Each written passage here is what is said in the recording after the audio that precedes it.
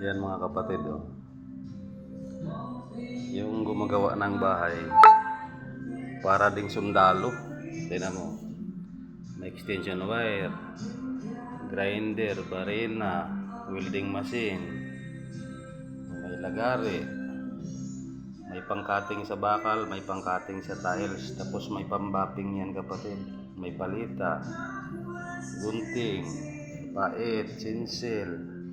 Pagdating sa roofing, repeater sa electrical, plais, Phillips screw, flat screw, lagari, martilyo. Yung iba kong gamit kapatid, inuwi ko na. Ang itinira ko yung mailagay ko sa bagya. Pero yung mga gamit ko na mahaba, mga barita, inuwi ko na sa bahay. Kasi patapos na yung trabaho ko rito. Ang itinira ko, welding machine, barena, grinder, saka yung ibang mga maliliit na tools. Yan ang kasama ko araw-araw kapatid. Yan, nibilhos. Para makuha mo yung pantay, kabilaan, kapag nag-layout, kailangan ang nibilhos. Tapos, kailangan din ng hulog para ang tayo niya diretso, na hindi siya nakatagilid. Kailangan gamitan ng hulog. Mayroon nilang bakal, may kutsara. Yan ang kasama ko lagi sa trabaho kapatid. Kahit saan ako, kasama ko yan. Yan ang kaibigan ko sa construction yan. Yung iba kong gamit, circular saw, inuwi ko na sa bahay. Kasi di naman magagamit yun. Kailangan ko lang yun pag nagkakabinit. Ito yung buhay ko kapatid. Dumating ako rito, yung bahay na to ang pangit. Mula sa video dito, binidyohan ko ito. Mula nang dumating ako, hindi may drawing itsura nito. Ito dati, ang pangit dito, pero ngayon medyo gumanda na siya. May itsura na siya ngayon. Sa unang vlog ko rito, itong gawa ko na to, isang buwan na to mahigit kapatid ngayon. Mag-isa lang akong gumagawa. Ayan o, may ilaw na rin siya. Nag-request yung may-ari, magkabit ako ng exhaust fan na parang pang ceiling. Kaya magdagdag ako ng wire dyan na ground para sa exhaust fan na ceiling. Kasi ito, lutuan itong tapat na to kapatid. Dito ilagay yung lutuan. May butas na rin ito para sa hose, yung kalan yan. Yan, dyan ilusot yung hose ng kalan para papunta doon sa ilalim. Dito sa ilalim ng tangke. Yan enduro kapatid, yung luma dati binaklas ko na. Dito yan galing kapatid. Itong lumang CR. Ito yung lumang CR, ngayon gagawing laundry. Yan. Yang tiniles ko na yan na ibang kulay. Yan ang butas ng toilet bowl. Ngayon, para hindi halata, itiniles ko siya. Kailang medyo luma, kailangan linisin ito. Muriatic acid para pumuti yung tiles. Kasi luma ito. Gagawin na ng may-ari na laundry ito, laundry. Dito siya maglalaba. Ngayon, ang CR niya dito na sa likod. Nilipat ko na dito sa likod. Yan, okay na to kapatid. Yan, gumagana na yung toilet bowl. Tapos yung bidet, gumagana na rin yan. Tapos ito, yung gripo, kinabitan ko na rin ng telephone shower yan. Dito sa likod ng pintuan, yan tinalagay ko. Gumagana na rin yan kapatid. Kailang medyo mahina tubig dito pag sa gabi. Yan, gumagana na rin yan. Ayan o. Ngayon, pihitin lang niya kung saan niya harapin gusto. Pwede yan.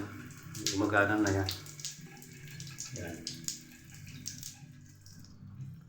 Telephone shower ang kinabit lang. Diyan na yung strainer din niya. Diyan dumadalo yung tubig. Ito kapatid, maganda yung enduro na toilet bowl na nabili nila. Kasi ito yung plus niya, tapos solid siya. Oh. Yung iba, i-assemble mo pa ito. Naka-assemble na talaga siya, buo siya, solid. Yan. Nagabang na lang ako dyan ng dual valve para sa tangke at saka sa bidi. Ito. Kinabit ko rito sa pader yan. Panghugas.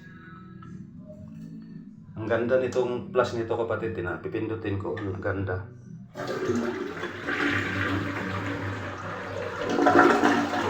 Maganda yung bulusok ng tubig.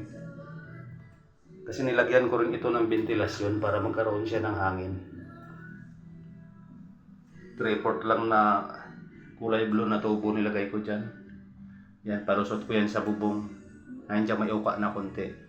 Dugtungan ko yon, ilusot ko sa bubong para yung amoy doon sa labas. Ito talaga yung trabaho ko kapatid. Hindi ito hindi ordinaryong vlog ito o video. Ito talaga buhay ko.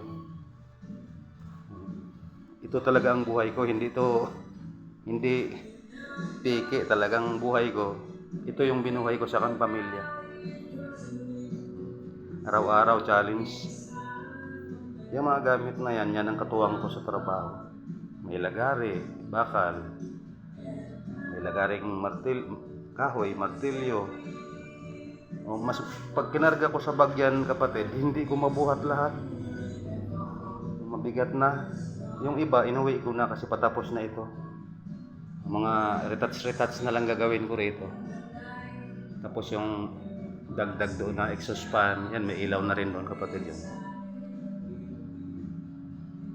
Malaking bahay ito. Nirenovate siya lahat. Yan. Medyo maganda na. Kahit hindi siya naka-tiles. Kanina pino-floor wax ko to kapatid yan. Kaya pumupula siya ng konti. Yan, i-floor wax ko rin yan. Kailangan i-finish ko muna. Kasi hindi ko pa ito na-finish saglit ko lang naman itong finishin. Pagka na-finish siya, kinabukasan, pwede na i-floor wax. Yan. Kailangan mapipinish ko yan kasi mag-ipon pa ng may-ari ng budget para i-tiles ito kasi malaki-laki. Binilang ko yung tiles nito, nasa 60 by 60, nasa kulang-kulang 70 pieces hanggang dun. Hindi pa kasama sa labas. Babay mga kapatid. Kahit linggo nagtatrabaho ako. Kasi kailangan Kasi gusto na lipatan ng may-ari kasi yung mga anak niya dito na mag-aral. Kailangan pag open ng school, nandito na sila nakatira. Yan itong dating lababo. Ngayon, nang hinayang silang tanggalin kasi gagawin na lang itong ilalim nito kabinet. Tapos itong ibabaw patungan. Yung butas ng lababo, sinirado ko na may flooring na siya.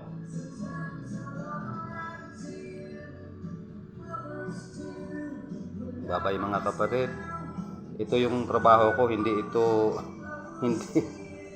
ito vlog na ordinary, talagang buhay-buhay ko ito.